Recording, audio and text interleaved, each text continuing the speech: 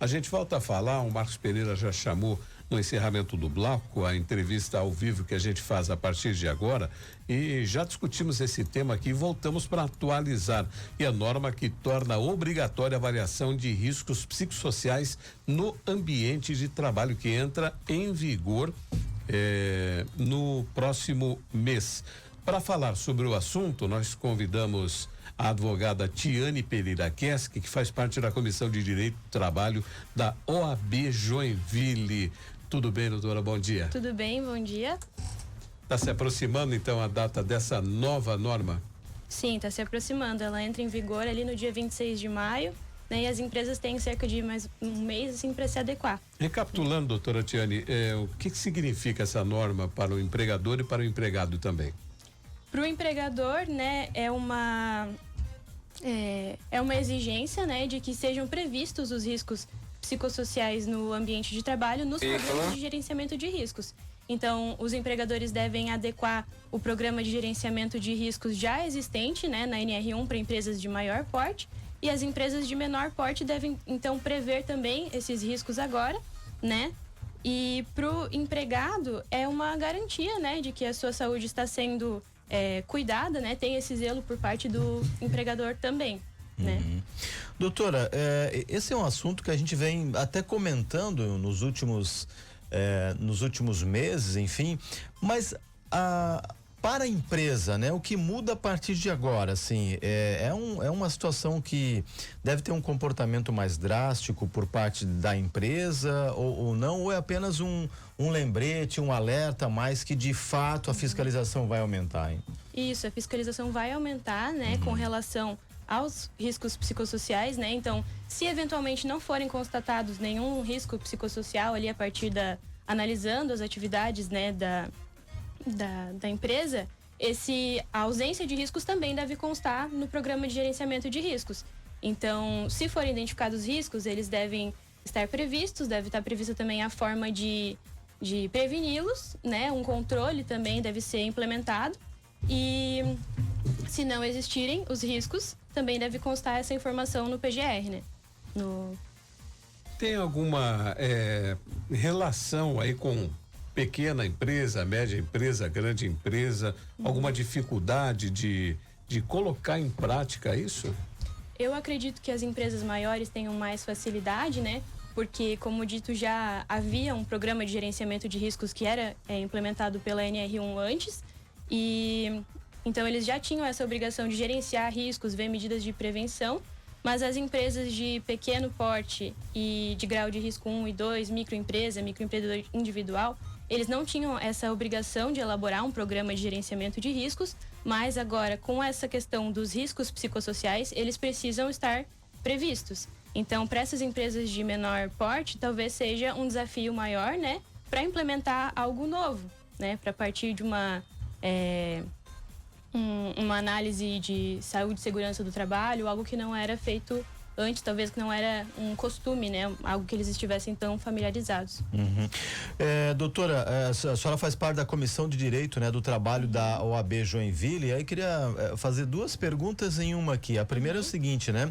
Existe já uma fiscalização efetiva por parte do Ministério do Trabalho nesse tema? Em relação à questão, né, mental do trabalhador, enfim, essa é a pergunta número 1. E a pergunta número 2, a gente tem um aumento de casos de denúncias em relação a isso ou não? O que chega lá na OAB, né, principalmente na parte da Comissão de Direito do Trabalho da OAB Joinville? A questão de denúncias, assim, nós não tivemos denúncias significativas de aumento, assim, mas os números de pesquisas, de estatísticas, né, mostram que há uma efetiva preocupação com a saúde do trabalhador, né, que existem, por exemplo, síndrome de burnout, várias coisas assim, mas desculpa, qual foi a denúncia e outra é a questão da fiscalização. Isso, a fiscalização do Ministério do Trabalho e Emprego com relação a doenças advindas do trabalho, o gerenciamento de riscos já ocorre, né? Eles fazem uma fiscalização periódica, não dá para dizer ao certo quando eles vão aparecer na empresa, mas eles sim têm uma conduta bem ativa nesse sentido. E Eles verificam se a empresa implementou o programa de gerenciamento de risco, se está tudo correto. E se não tiver, né, pode até ocorrer uma autuação. E eu acredito que a questão dos fatores psicossociais agora, com essa nova entrada em vigor da norma, isso vai ser feito de uma maneira mais intensa, né? Eles vão direcionar também para essa questão psicossocial. Doutora, há algum tipo de relação da legislação brasileira nesses casos, não é, com outros países que tratam também dessa questão da saúde mental do trabalhador? Em linhas gerais, assim, nós temos a Organização Internacional do Trabalho, né, que muitos conhecem, e vários Estados-membros, né? Tem a Convenção 155 da Organização Internacional do Trabalho, que ela trouxe diretrizes acerca da saúde e da segurança do trabalhador. E nisso aborda também a questão da saúde mental do trabalhador. Então, a partir dessa norma, ela já é de 1981, se eu não me engano. A partir dessa diretriz, todos os demais estados que ratificaram essa convenção se comprometem a implementar aos poucos mudanças nesse sentido. Então, no Brasil, nós já tivemos, né, a questão de riscos ocupacionais de modo geral, e agora nós tivemos algo mais direcionado aos fatores psicossociais. Com relação, por exemplo, a outros países que ratificaram essa convenção, nós temos a Alemanha, Portugal, né, e os países da União Europeia, eles já têm essa diretriz de incluir os riscos psicossociais desde 1996. Então, fora isso ocorre também. E no Chile, desde 2013 também, eu trouxe esses exemplos, que também existe essa preocupação com a saúde mental do trabalhador. Doutora, o fato é que a partir do dia 26 de maio entra em vigor então a nova redação da norma regulamentadora número 1, a NR01, que torna obrigatória a avaliação de riscos psicossociais no ambiente de trabalho. Para finalizar, eu lhe pergunto o seguinte: qual é a orientação nesse momento para as empresas e também para o trabalhador em relação a essa mudança em pouco mais de um mês, hein?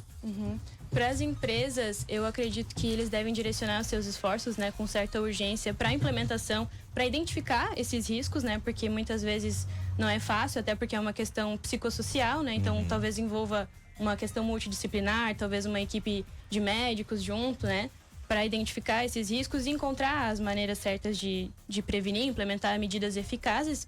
E o trabalhador também, ele pode ter essa segurança maior com relação a isso. E também não precisa se preocupar, não vai ser nada invasivo de questões pessoais, assim, até se for ter que responder algum questionário, alguma coisa assim, deve ser anônimo, né, preservar o sigilo. Então, eles podem se sentir seguros, né, com relação a essa nova adequação. E isso. Perfeito. Tenho essa certeza.